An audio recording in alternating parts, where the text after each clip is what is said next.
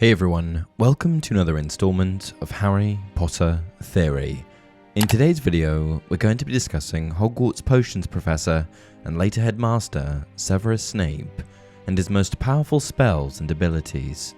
Now, one thing that I want to mention right out of the gate is that Snape is one of the most powerful wizards in the wizarding world, and what was most impressive about him is that he wasn't even that old when he died.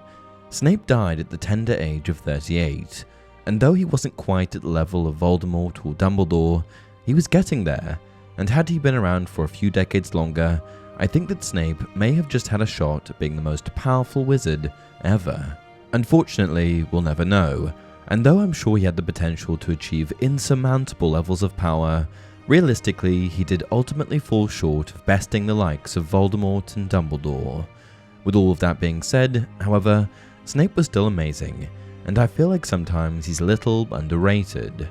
Throughout the series, time and time again, Snape showcases spells and abilities that are difficult to conjure and often unique. He's also a well-rounded wizard because he was never afraid of venturing into experimentation with the dark arts. He knows the good spells and the more sinister spells. He knows it all. Snape is a testament to what can be achieved if you're really dedicated to something. As a student, Snape always had his head in the books, continually learning and progressing. He was focused, and he didn't let temporary satisfaction get in the way of achieving more, learning more. Though he had a segue down a dark path, the result of bullying and the loss of his friendship with Lily, Snape only used his hatred for the Marauders as fuel. It gave him the drive and the motivation to be more, to do more.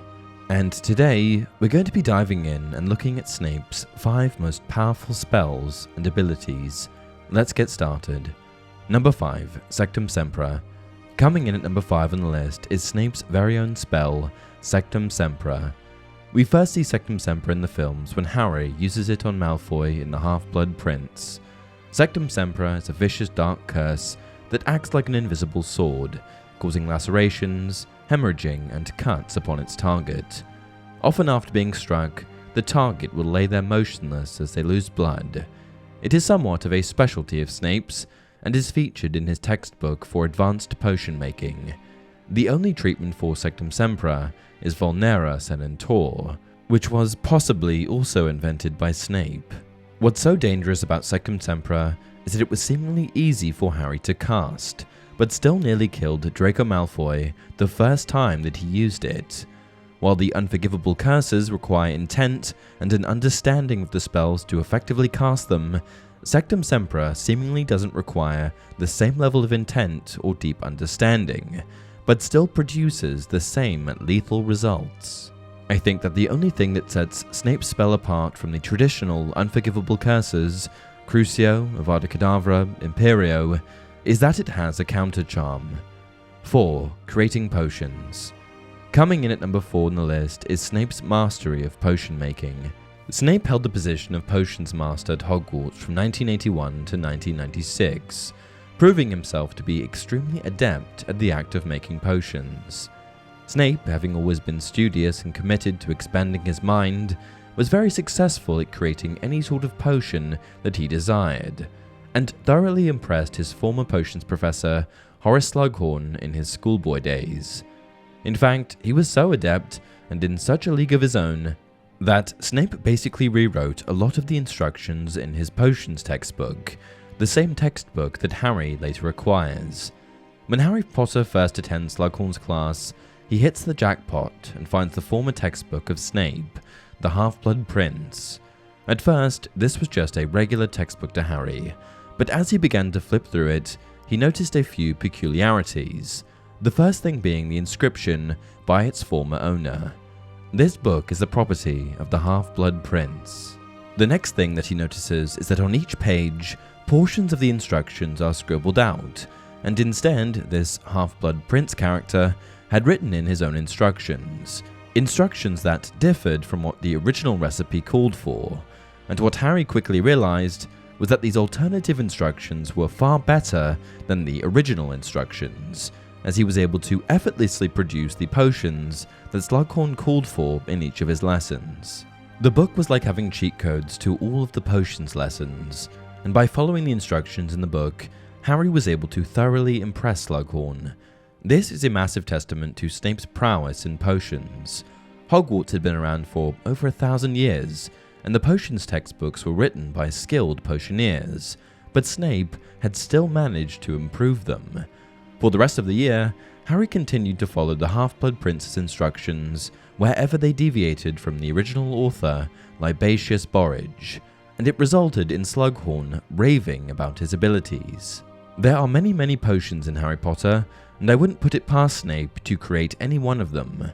Powerful potions include Veritaserum, which is essentially a truth potion, Felix Felicis, or liquid luck, which grants unusually good luck, and Mortentia, which gives the drinker a powerful obsession or infatuation with the giver of the potion, and Polyjuice Potion, which allows the drinker to assume the appearance of someone else. Snape could do them all. 3. Unsupported Flight. Coming in at number 3 is of course Unsupported Flight, or the ability to fly.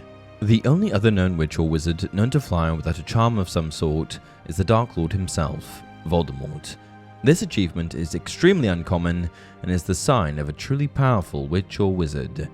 J.K. Rowling is reported to have stated that all wizards have the power of flight innately, but that the vast majority need a broom to achieve it.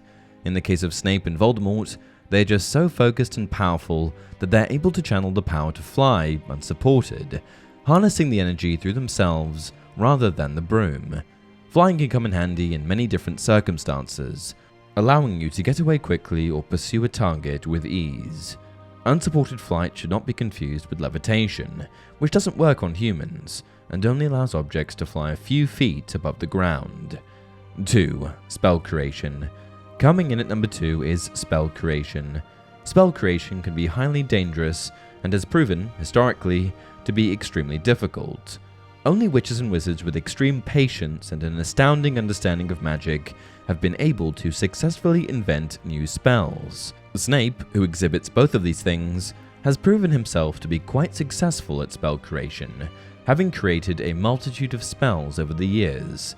This list includes the Toenail Growing Hex, which causes the victim's toenails to grow alarmingly fast, Langlock, which affixes the victim's tongue to the roof of their mouth, the Muffliato Charm, which fills the ears of anyone nearby with an unidentifiable buzzing, Levicorpus, which lifts the victim's body into the air, Liberacorpus, which drops them out of the air, and lastly, and perhaps most importantly, Sektum Sempra, which I mentioned earlier. A few other witches wizards that we're introduced to have also created spells, but of all of them, Snape appears to have the most impressive portfolio, and I think that this is truly indicative of his magical ability. I can't even begin to imagine what sorts of spells Snape would have come up with had he lived a longer, fuller life. Number 1. Occlumency. Occlumency is the practice of magically closing one's mind against legilimency, which involves navigating through people's minds to access their thoughts and feelings, sometimes even influencing them. Severus Snape is a master occlumens and is perhaps one of the only people, besides Dumbledore, whose mind is safe from a master legilimens like Voldemort. Snape acts as a double agent, but is still able to deceive Lord Voldemort despite frequent interaction, and I think that this truly speaks to his ability as an occlumens, perhaps even surpassing Dumbledore's abilities in the subject. A basic level occlumens is simply able to clear their mind in the event of a mind infiltration, while a master occlumens is able to change their thought patterns in order to further confuse the legilimens. Given that occlumency is a rare skill and that Snape is so adept at it, I thought that it was fitting that it be placed at the top of this list. And that concludes the list. I really wish Snape had lived a longer, fuller life so that we could have seen the boundaries of magic being pushed even further. However, in the time that he was around, he certainly contributed a lot. What do you guys think? Do you agree with this list? Let me know down in the comment section below. Did Snape invent Vulnera Senator or Grindelwald? Until next time, remember, it does not do to dwell on dreams and forget to live.